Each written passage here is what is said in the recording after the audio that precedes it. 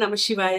ఈరోజు మనం వినబోయేది గురు భక్తికి ప్రతీక అయినటువంటి దక్షిణామూర్తి కథ. ఈ కథ పిల్లలు పెద్దవాళ్ళు అందరూ వినాల్సిన కథ. ఎవరు ఈ దక్షిణామూర్తి? ఈ రూపంలో శివుడు గురువుగా ప్రపంచానికి జ్ఞానాన్ని ఇచ్చే ఆది గురువుగా అవతరిస్తారు. ఆయన ఎల్లప్పుడూ కూడా వటవృక్షం కింద కూర్చొని దక్షిణ దిశగా చూస్తూ ధ్యానంలో కూర్చొని ఉంటారు. అందుకే ఆయన పేరు దక్షిణామూర్తి.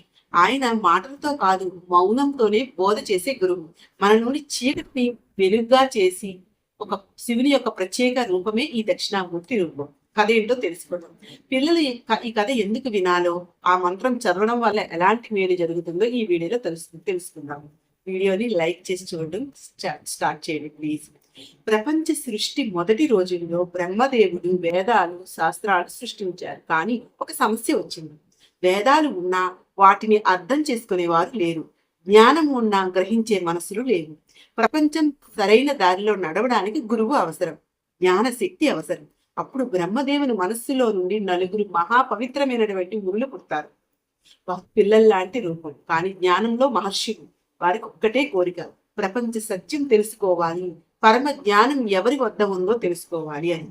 నలుగురు మురులు లోకాలన్నీ తిరుగుతారు. ఆశ్రమాలు, హిమాలయాలు, దేవలోకాలు. జ్ఞానం ఉన్నా కూడా వారి హృదయం మాత్రం వారు కోరుకున్న పరమ సత్యం దొరకదు.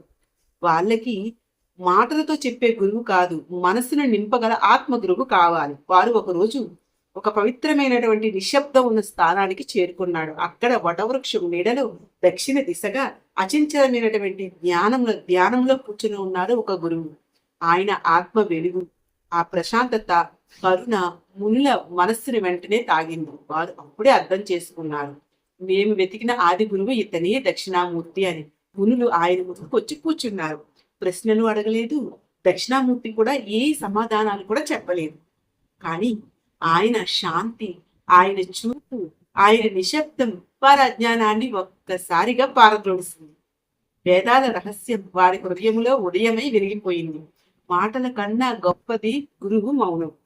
దక్షిణామూర్తి చూపు మనలో ఉండే చీకటిని తొలగిస్తుంది. భయం, సందేహం వీటి అన్నిటికీ ఆయనే పరిష్కారం. దక్షిణామూర్తి రూపంలో ఉన్నటువంటి ప్రతి లక్షణానికి ఒక అర్థం ఉంది. అభయముద్ర భయాన్ని తొలగిస్తుంది.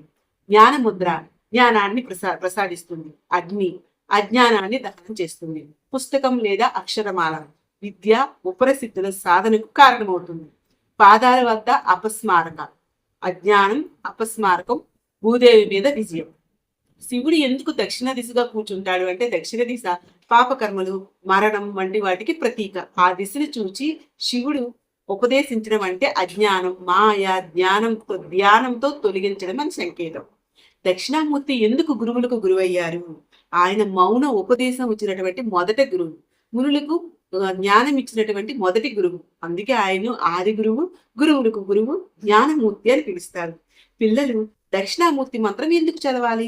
పిల్లలు చదువు ప్రారంభించే ముందు దక్షిణామూర్తి మంత్రం చదివితే ఏకాగ్రత పెరుగుతుంది, భయం పోతుంది, ఆలోచనలో స్పష్టత వస్తుంది, పరీక్షల్లో మంచి ఫలితాలు వస్తాయి, మనసు ప్రశాంతంగా ఉంటుంది, మతిమరుపు కూడా తగ్గుతుంది.